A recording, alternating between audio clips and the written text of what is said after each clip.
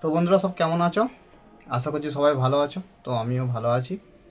তো আজ আবার একটা আপডেট ভিডিও নিয়ে চলে এলাম। তো আজকের ভিডিওটা হচ্ছে বেরুয়া।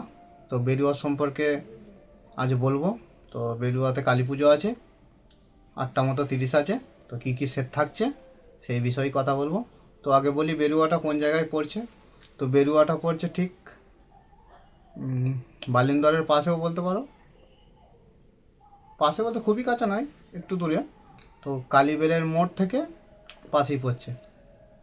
আর যারা জামনা বা কালনা দিয়ে আসবে তাদেরকে নারকল ডাঙ্গার উপর দিয়ে যেতে হবে, উসমানপুর থেকে বাঁদিকে ভেঙে যেতে হবে, তবেই বেরুয়া। তো লোকাল লোক এইটা বীরে পলতা নামে চেনে। তো এখানে কালী পুজো আছে। তো কালী পুজোটা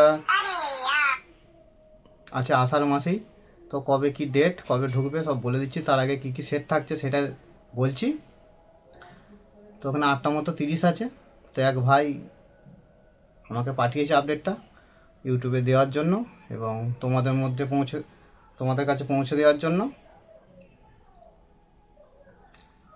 তো এখানে ফার্স্ট যেটা থাকছে সেটা হচ্ছে খেপিমা সাউন্ড। তো কালুয়ের খেপিমা সাউন্ড থাকছে 30। আর থাকছে মা ছেলেকালী সাউন্ড। আর থাকছে মা তারা মাইক।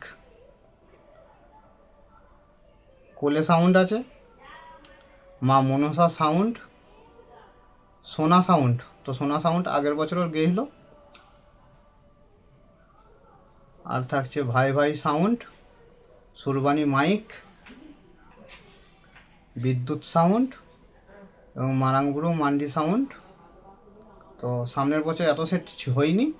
তো 3টে না 4টে সেট হয়েছিল, এবছরে সেট বেড়েছে। তো আমাকে যেটা জানিয়েছে।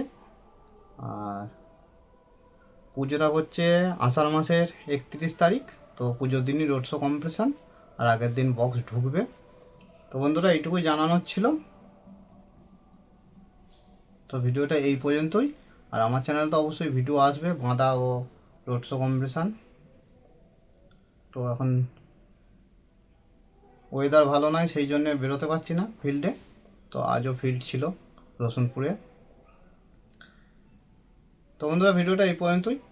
তো ভিডিও ভালো লাগলে অবশ্যই লাইক শেয়ার কমেন্ট করবে।